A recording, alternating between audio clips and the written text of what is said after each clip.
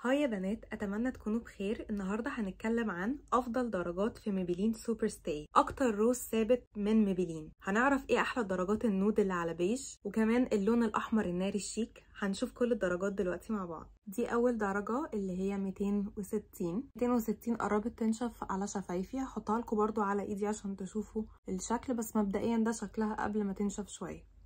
ده شكل 260. درجة 260 اسمها هازلنات هيبنوتايزر، هي ده شكل الدرجة. ده شكل درجة 260 بعد ما نشفت، ده شكلها.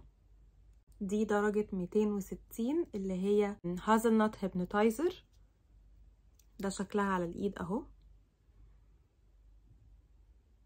الناس اللي بتحب الالواج المات هتحب المجموعة دي قوي.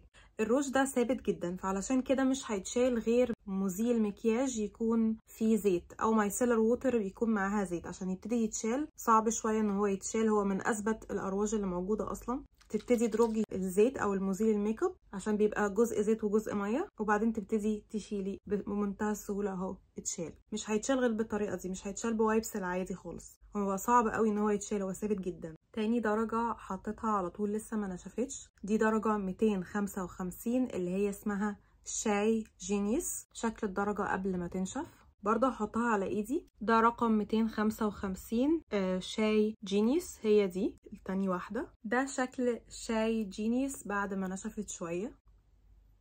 هي شكلها على كول تون كده، نود على كول تون، يعني على مزرق، مش وورمي، مش دافي. يعني عايزة لوك ميك اب مختلف شوية، ممكن ناس تحبها بالبلاينر. ده شكلها في الايد اهو. تاني واحدة من هنا. الدرجة التالتة درجة رقم 70 اللي هي امازونيان. تمام، الدرجة دي حلوة قوي برضو. ده شكلها قبل ما تنشف، لسه حطاها.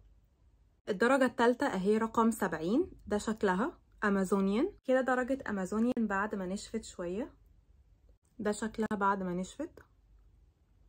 لو هقارن بين امازونيان وبين الدرجة الاولانية اللي هي 260، هلاقي ان امازونيان اللي هي 70 اتقل شوية، يعني دي اغمق شوية من اللي هي 260. قريبين من بعض، بس 70 اغمق شوية من 260. عايزة اوريكم الالوان بمختلف الاضاءات، يعني الاضاءة دي اللي انا عاملاها ميكس. عايزة اوريكم لو الاضاءة تبقى كول، يعني اضاءة باردة، اضاءة بيضة، ده شكل الروج. لو اضاءة صفرة مش هتبان قوي. لو اضاءة ميكس اللي هي معتدلة بتبين الالوان اكتر. الدرجة اللي قبل الأخيرة اللي هي 65 سيدكترس، الدرجة دي حلوة قوي. نود كده على بيتش على خوخي، ما تعرفيلهاش كده. درجة حلوة قوي سيدكترس 65. برضو هحطها على ايدي تشوفوها. انا عايزة اوريكم شكل الفرشة قد ايه رفيع وتقدري تحددي بيها. انا حددت بيها شفايفي من غير ما احط اي حاجة، بالفرشة على طول على نفسها من غير ما استخدم محدد شفايف او كده. بصراحة الفرشة جميلة جدا ورفيعة وبتشيل برودكت كتير، ما تضطريش ان انتي تحطي الفرشة كذا مرة. ده شكل سيدكترس الاخير، ده رقم 4 سيدكترس 65. سيدكترس 65 ده شكلها على الايد، وده شكلها على الشفايف قبل ما تنشف. هرجع لكم بعد ما تنشف. كده سيدكترس نشفت، ده شكلها الاخير اهو. حلو قوي كمان لو حطيتي عليها ليب جلوس كده هيبقى شكلها حلو قوي. دي الدرجة الاخيرة، درجة الاحمر اللي هي 325.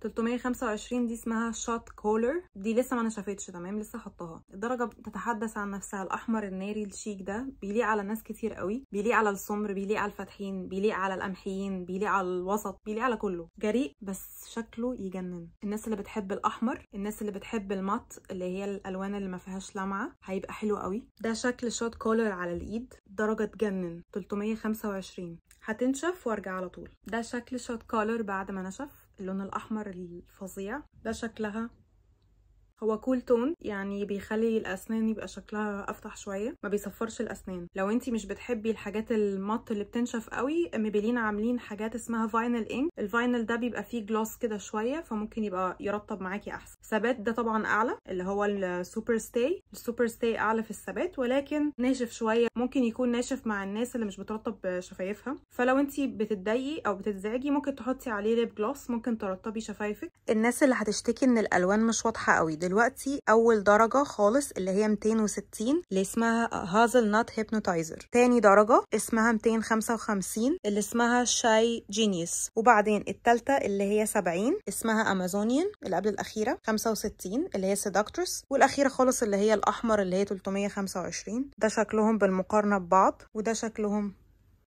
بالنسبة للثبات هم ثابتين جدا زي ما انتوا شايفين، ما بيطلعوش. حتى لو انا جبت مثلا منديل وقعدت امسح تمام بيبقى ثابت كمان مع الاكل ومع الشرب، فممكن تستخدميه لو انت رايحة مناسبة، هيبقى حلو قوي. اتمنى يكون الفيديو عجبكم واستفدتوا، تنقوا الدرجات اللي عجباكم، وتشتركوا في القناة لان ده شيء بيساعدني جدا. القناة عمالة بتكبر. شكرا، باي باي.